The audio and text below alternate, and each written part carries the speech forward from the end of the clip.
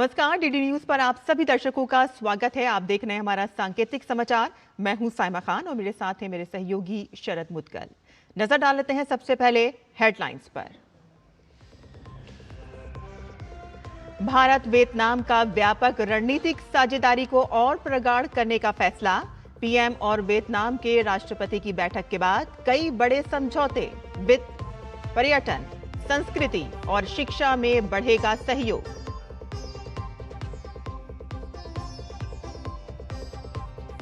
पश्चिम बंगाल में नई भाजपा सरकार 9 मई को लेगी शपथ। 8 मई को कोलकाता में बीजेपी विधायक दल की बैठक में चुना जाएगा नया नेता। वरिष्ठ बीजेपी नेता अमित शाह रहेंगे मौजूद।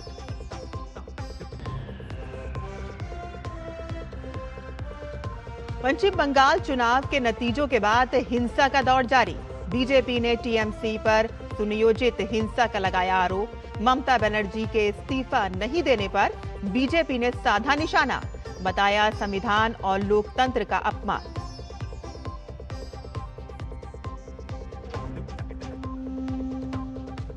असम के मुख्यमंत्री हेमंत बिस्व शर्मा ने दिया इस्तीफा। 11 मई के बाद राज्य में नई बीजेपी सरकार ले सकती है शपथ। तमिलनाडु में टीवी के प्रमुख ने राज्यपाल से मुलाकात कर सरकार बनाने का दावा किया पेश।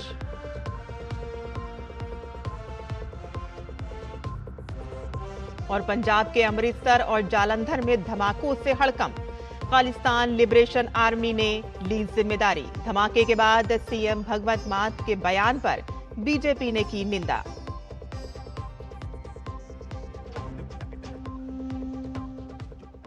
और अब समाचार विस्तार से।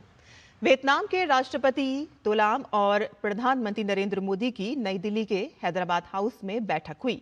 द्विपक्षीय और प्रतिनिधिमंडल स्तर की वार्ता के बाद संबंधों को व्यापक रणनीतिक साझेदारी को और प्रगाढ़ करने का फैसला किया गया। दोनों देशों के बीच वित्तीय सहयोग, पर्यटन, सांस्कृतिक आदान प्रदान और शिक्षा सहयोग से जुड़े बड़े फैसले हुए। विरासत और विकास से जुड़े द्विपक्षीय रिश्तों को नई मजबूती देने वाली मुलाकात। वियतनाम के राष्ट्रपति तो लाम और प्रधानमंत्री नरेंद्र मोदी की नई दिल्ली के हैदराबाद हाउस में हुई बैठक यादगार रही। द्विपक्षीय बैठक और प्रतिनिधिमंडल स्तर की वार्ता में फैसला हुआ कि डिजिटल तकनीक, रेयर अर्थ, पर्यटन और सार्वजनिक क्षेत्र के ऑडिट में सहयोग बढ़ाया जाएगा। पीएम ने घोषणा की कि भारत चंपा सभ्यता से जुड़ी पांडुलिपियों का डिजिटलीकरण करेगा। दोनों देश 16 अरब डॉलर के द्विपक्षीय व्यापार को 2030 तक 25 अरब डॉलर के स्तर पर ले जाने पर सहमत हुए। आज हम अपने संबंधों को एनहांस कॉम्प्रिहेंसिव स्ट्रेटेजिक पार्टनरशिप के स्तर पर ले जा रहे हैं। अब हम अपनी साझेदारी को और ऊंचे लक्ष्यों की ओर अग्रसर करेंगे। कल्चर, कनेक्टिविटी और कैपेसिटी बिल्डिंग के साथ साथ सिक्योरिटी, सस्टेनेबिलिटी और सप्लाई चेन रेजिलियंस, हर क्षेत्र में हमारा सहयोग नए स्तर पर पहुंचेगा। वित्तीय सहयोग को आगे बढ़ाते हुए भुगतान प्रणाली और डिजिटल पेमेंट नवाचार में सहयोग का निर्णय लिया गया। साथ ही cross border QR code interoperability से जुड़े सहमति पत्र का आदान प्रदान किया गया। हमने अपने सेंट्रल बैंक के बीच सहयोग बढ़ाने का निर्णय लिया है। भारत के यूपीआई और वियतनाम के फास्ट पेमेंट सिस्टम भी जल्द ही लिंक होने जा रहे हैं। साथ ही अब हम दोनों देशों के बीच स्टेट टू स्टेट और सिटी टू सिटी कोऑपरेशन को भी मजबूत करने जा रहे हैं।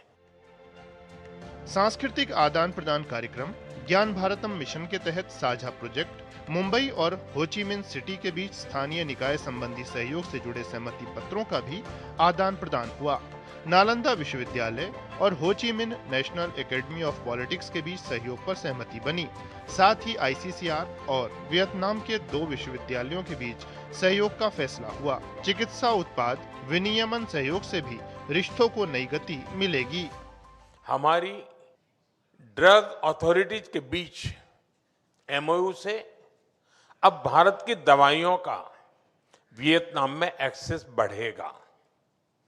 भारत के एग्रीकल्चर, फिशरीज और एनिमल प्रोडक्ट्स का भी वियतनाम तक एक्सपोर्ट और सुगम होने जा रहा है। पीएम ने आतंक के खिलाफ भारत की लड़ाई में साथ खड़े रहने के लिए वियतनाम का आभार जताया। कहा, वियतनाम भारत की एक्ट ईस्ट नीति और विजन महासागर का मुख्य स्तंभ है। पीएम ने हिंद प्रशांत को लेकर दोनों देशों के साझा दृष्टिकोण को रेखांकित किया। भारत आसियान व्यापार समझौते को वर्ष के अंत तक अपडेट करने का भी ऐलान किया गया। I would like to congratulate India for its leaps and bound progress. India has been soaring ahead as a center of growth and innovation in the world. इससे पहले वियतनाम के राष्ट्रपति का राष्ट्रपति भवन में गर्मजोशी से स्वागत किया गया।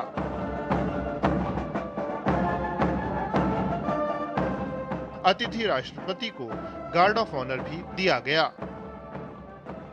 वियतनाम के राष्ट्रपति ने राजघाट जाकर राष्ट्रपिता महात्मा गांधी को श्रद्धा सुमन अर्पित किए। अखिलेश सुमन के साथ ब्यूरो रिपोर्ट, डीडी न्यूज। पश्चिम बंगाल में 9 मई को नई सरकार का शपथ ग्रहण होगा। 8 मई को कोलकाता में आयोजित होने वाली बीजेपी विधायक दल की बैठक में नए नेता के नाम का ऐलान किया जाएगा। बैठक में बीजेपी के वरिष्ठ नेता अमित शाह और मोहन चरण मांझी भी मौजूद रहेंगे। बंगाल में शपथ ग्रहण समारोह खास दिन पर आयोजित हो रहा है क्योंकि इसी दिन रविंद्रनाथ टैगोर की जयंती है, जो बंगाल के लिए खास महत्व रखता है। ये दिन केवल एक राजनीतिक परिवर्तन का नहीं, बल्कि बंगाल की सांस्कृतिक और ऐतिहासिक धरोहर से भी जुड़ा हुआ है। पश्चिम बंगाल विधानसभा चुनाव के नतीजों के बाद राजनीतिक गलियारों में सियासत और तेज हो गई है। भारतीय जनता पार्टी के वरिष्ठ नेता राहुल सिन्हा ने बड़ा दावा किया है। उन्होंने कहा कि तृणमूल कांग्रेस को इस बार मुस्लिम वोटों का पूरा समर्थन नहीं मिला। बीजेपी नेता के मुताबिक इससे टीएमसी की स्थिति बंगाल में और कमजोर हुई है। जो तृणमूल कांग्रेस में आप देखा, मुसलमान वो भी तृणमूल कांग्रेस को छोड़ दिए थे। मैंने कहा था, प्रेस कॉन्फ्रेंस करके बार बार बोला एक ही बात, कम से कम 50 बार बोला, हिंदू आपका साथ नहीं रहेंगे और मुसलमान भी आपसे हट जाएंगे। देखिए आज प्रमाण, मुसलमान हट गया। तृणमूल से जो मुसलमान नेता निकाल के अलग पार्टी बनाया, वो भारी वोटों से, मुसलमान का वोटों से 2 क्षेत्रों से जीत के आया। कोलकाता में कानून व्यवस्था को लेकर सख्ती बढ़ाने के संकेत मिले हैं। कोलकाता के पुलिस कमिश्नर अजय नंद ने प्रेस वार्ता कर कहा कि राज्य में जंगल राज खत्म, कानून का शासन स्थापित किया जाएगा। कमिश्नर ने सख्त निर्देश देते हुए कहा कि किसी भी बुलडोजर या जेसीबी के साथ विजय जुलूस पूरी तरह से प्रतिबंधित रहेगा। नियम तोड़ने पर पहले वाहन जब्त किया जाएगा और फिर मालिक के खिलाफ कानूनी कार्रवाई की जाएगी। न्यू मार्केट में जेसीबी से जुड़ी घटना में मौजूद पुलिस कर्मियों पर भी कार्रवाई के संकेत दिए हैं और साथ ही बिना अनुमति कोई भी जुलूस निकालने की अनुमति नहीं होगी और उल्लंघन करने पर उसे तुरंत रोका जाएगा। पुलिस ने अब तक तोड़फोड़ के मामलों में 80 लोगों को गिरफ्तार किया है और कुछ मामलों में शिकायत न मिलने के बावजूद स्वतः संज्ञान लेकर केस दर्ज किए हैं। सभी आरोपियों के खिलाफ कानूनी कार्रवाई जारी है। शहर में सुरक्षा के मद्देनजर 65 कंपनियां केंद्रीय बलों की तैनाती की गई हैं, जबकि 240 मोटर बाइकों पर क्विक रिस्पांस टीम सक्रिय है। ड्यूटी में लापरवाही बरतने वाले पुलिसकर्मियों पर भी सख्त कार्रवाई की चेतावनी दी गई है। पुलिस ने नागरिकों से शांति बनाए रखने, अफवाहों से दूर रहने और किसी भी घटना की सूचना तुरंत पुलिस को देने की अपील की है और इसके लिए हेल्पलाइन नंबर भी जारी किए गए हैं। असम में नई सरकार के गठन को लेकर तस्वीर लगभग अब साफ हो गई है। असम के मुख्यमंत्री हेमंत बिस्व शर्मा के मुताबिक असम की नई बीजेपी सरकार का शपथ ग्रहण 11 मई के बाद होगा। उन्होंने कहा कि केंद्रीय पर्यवेक्षक जेपी नड्डा और सह पर्यवेक्षक नायब सिंह सैनी बीजेपी विधायक दल के नेता के चुनाव के लिए बीजेपी विधायक दल की बैठक की अध्यक्षता करेंगे, जिसके बाद एनडीए की बैठक होगी और इस बैठक के बाद भाजपा राज्यपाल से मिलकर राज्य में सरकार बनाने का दावा पेश करेगी। Shri JP Nadda and Sri Naib Singh Saini both have been appointed as an observer by our national president Sri Nitin Nabinji. Who will be the chief minister, who will be the next leader will be decided by the legislature party, and following the meeting of the legislature party, BJP and NDA will come back to this Lok Bhavan again and will stake claim to form a government. There are indications that vote will be post 11th of May. Chennai में TV के प्रमुख Thalapathy Joseph विजय ने तमिलनाडु के governor Rajendra Arlekar से लोक भवन में मुलाकात की और राज्य में नई सरकार बनाने का दावा पेश किया।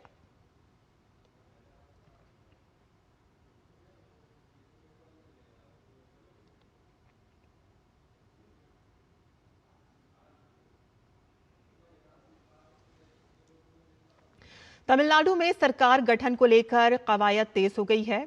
अभिनेता से नेता बने थलपति जोसेफ विजय ने प्रदेश में टीवीके की सरकार बनाने के लिए कांग्रेस से समर्थन मांगा है। कांग्रेस ने शर्तों के साथ समर्थन देने का फैसला किया है, जिसमें सांप्रदायिक ताकतों को गठबंधन से बाहर रखना शामिल है। तमिलनाडु कांग्रेस प्रेसिडेंट के सेल्वा पेंथुनथंगा और दूसरे कांग्रेस के नेताओं ने चेन्नई में टीवीके पार्टी हेडक्वार्टर पहुंचकर टीवीके प्रमुख विजय से मुलाकात की और समर्थन का लेटर सौंपा। गौरतलब है कि तमिलनाडु में टीवीके 234 सीटों वाली विधानसभा में 108 सीट जीतकर सबसे बड़ी पार्टी बनकर उभरी है, जबकि बहुमत के साथ सरकार बनाने के लिए कुल 118 सीटें चाहिए। टीवीके बहुमत से महज 10 सीटें दूर है।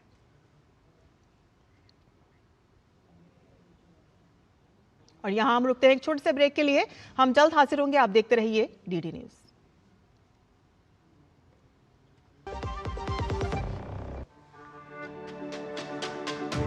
मेरी पसंद, मेरी पसंद, मेरी पसंद, मेरी पसंद, हमारी पसंद, हम सबकी पसंद। मजबूत देश का मजबूत सरिया हो गया स्टील। ये देख कैसे। हैप्पी बर्थडे भाई। दिखा? हाँ, मेरा फेवरेट कलर। हमेशा शॉपिंग। आई नो माँ, बट खर्चा करने की भी यही उम्र है, राइट? सेविंग करने की भी यही उम्र है। आई नो पा, सेव करो, सही जगह निवेश करो, रकम पर ब्याज मिलेगा, जिसे फिर से निवेश करने पर ब्याज मिलता रहेगा। आई नो ना। आरबीआई कहता है, करो से ही शुरुआत, बनो फाइनेंशियली स्मार्ट। ब्रेक के बाद आपका फिर से स्वागत है। जालंधर में मंगलवार शाम करीब 8:15 बजे बीएसएफ हेडक्वार्टर के पास जबरदस्त धमाका हुआ। एक एक्टिवा स्कूटी विस्फोट से उड़ गई। धमाके की आवाज करीब 1 किलोमीटर दूर तक सुनाई दी, जिससे आसपास के इलाकों में दहशत फैल गई। विस्फोट इतना तेज था कि बीएसएफ हेडक्वार्टर की दीवारें तक हिल गईं और अब तक मिली जानकारी के मुताबिक स्कूटी एक फ्लिपकार्ट डिलीवरी कर्मी की बताई जा रही है। राष्ट्रीय जांच एजेंसी की टीमें जालंधर में ब्लास्ट वाली जगहों के लिए रवाना हो गई हैं, जहां उनके जल्द ही पहुंचने की उम्मीद है, ताकि जानकारी इकट्ठा की जा सके और जांच में पंजाब पुलिस की मदद की जा सके। घटना के तुरंत बाद बीएसएफ और पुलिस के अधिकारी मौके पर पहुंच गए। पूरे इलाके को सील कर दिया गया और फॉरेंसिक टीमों ने जांच शुरू कर दी। धमाके की जिम्मेदारी खालिस्तान लिबरेशन आर्मी ने ली है और डीजीपी के मुताबिक आतंकी संगठन के दावे की जांच की जा रही है।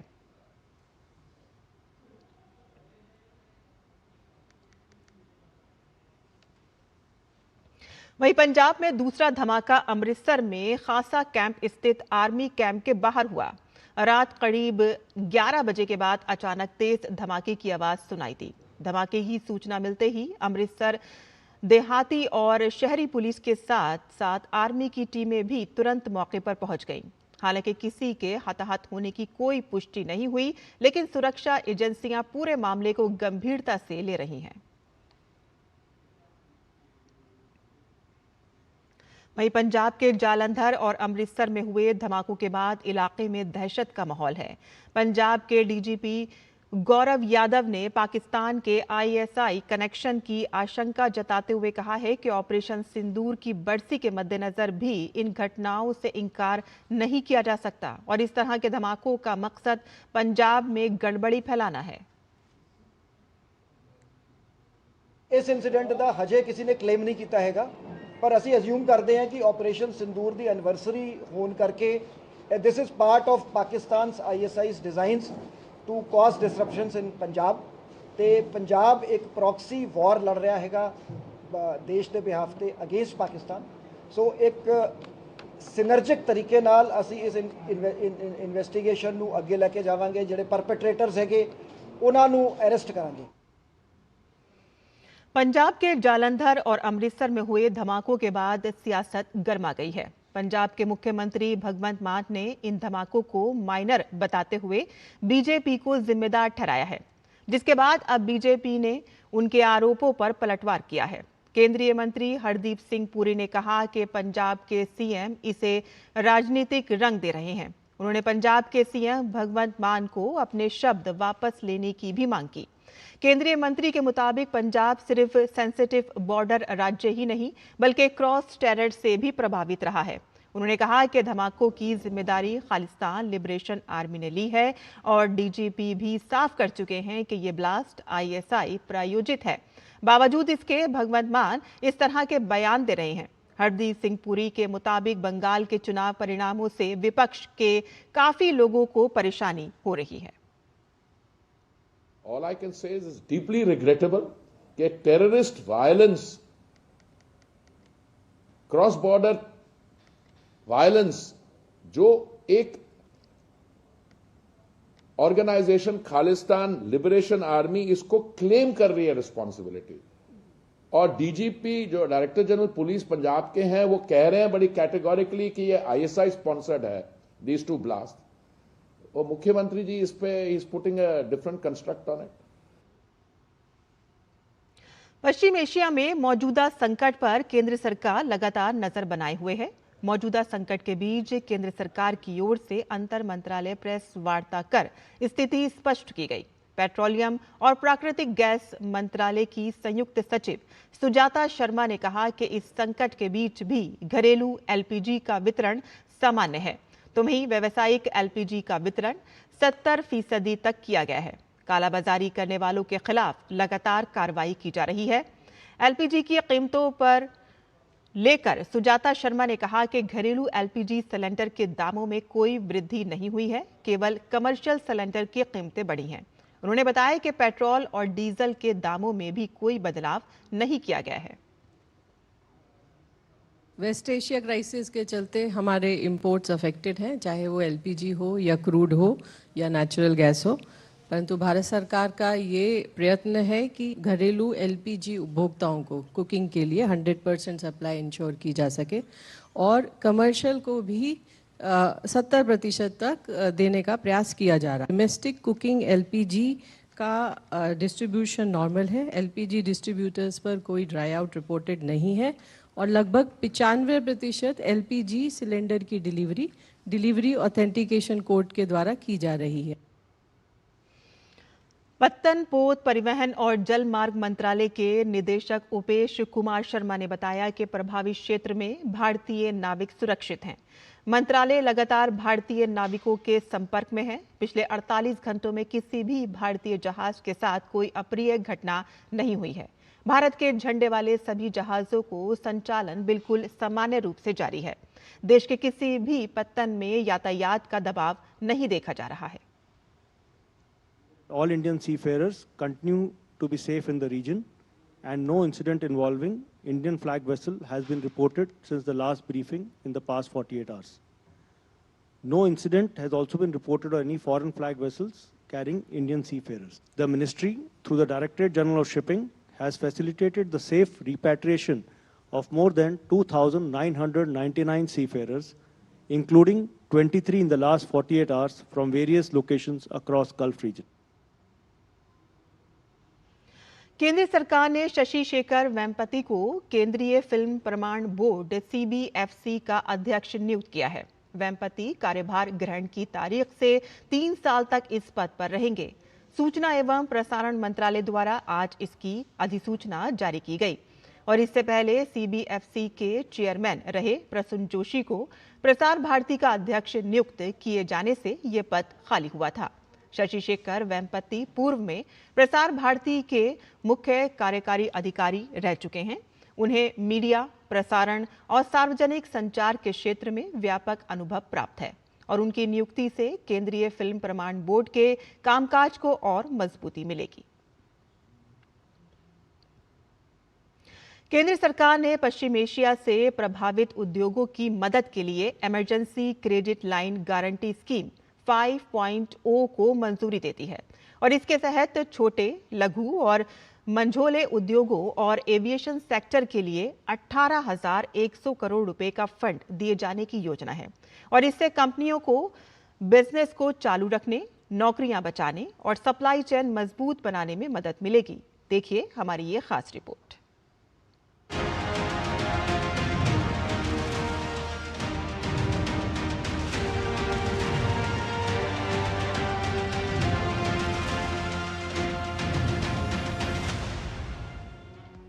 सरकार ने भारतीय अर्थव्यवस्था को वैश्विक संकट के बीच आत्मनिर्भर बनाने की दिशा में बड़ा फैसला लिया है। इसके लिए प्रधानमंत्री नरेंद्र मोदी की अध्यक्षता में केंद्रीय कैबिनेट ने मंगलवार को emergency credit line guarantee scheme 5.0 को मंजूरी दे दी है। इस स्कीम का मकसद पश्चिम एशिया संकट से प्रभावित कारोबारों को वित्तीय मदद देना है।